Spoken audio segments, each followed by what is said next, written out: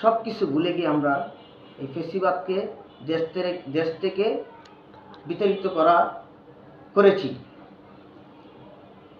এখনও আমাদের অনেক ভাইয়েরা, আহত ভাইয়েরা আছে, সঠিকভাবে চিকিৎসা পাচ্ছে না। আমাদেরকে যেভাবে আমাদের দেশে বেঁচে থাকার অধিকার করার জন্য আন্দোলন করেছিলাম, কিন্তু আন্দোলন করার পরে দেশ স্বাধীন হওয়ার পরে আমরা কি পেয়েছি? এখনো আমরা কিছু পাইতেছি না। আমরা চাই যত রাজনীতি দল এখন আমাদের বাংলাদেশে আছে, সবাইকে হাত জোর করে বলছি, আপনারা এই জুলাইটাকে নষ্ট করবেন না।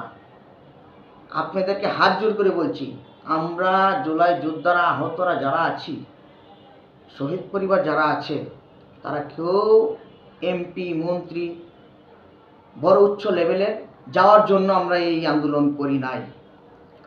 আমরা আন্দোলন করেছি একটা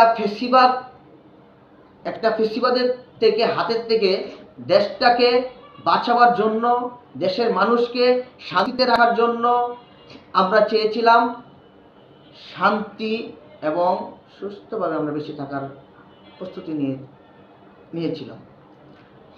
কিন্তু 5 আগস্টের পর আমরা কি পেয়েছি?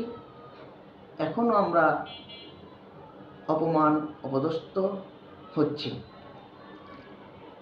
তো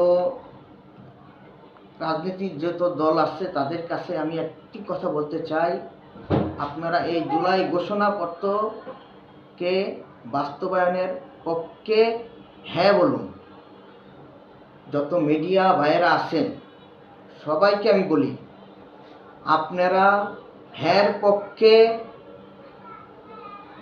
সবাইকে আসার জন্য আহ্বান করুন। ফেসিবাদ এখনো দেশে আছে, তাদের যত কর্মী এবং নেতা আছে তারা কিন্তু দেশে আছে। তারা চাবে আমাদের এই আন্দোলন যেন সফল না হয়, এই গণভোটের মাধ্যমে যেন আমরা আগে বাড়তে না পারি।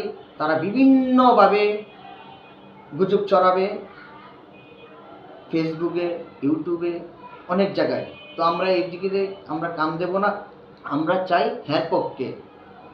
আপনাদের কাছে এটাই আমার রিকোয়েস্ট, আপনাদের সাথে আমরা থাকতে চাই, এই দেশটাকে ভালো রাখতে চাই, এই দেশের মানুষকে ভালো রাখতে চাই, এই দেশের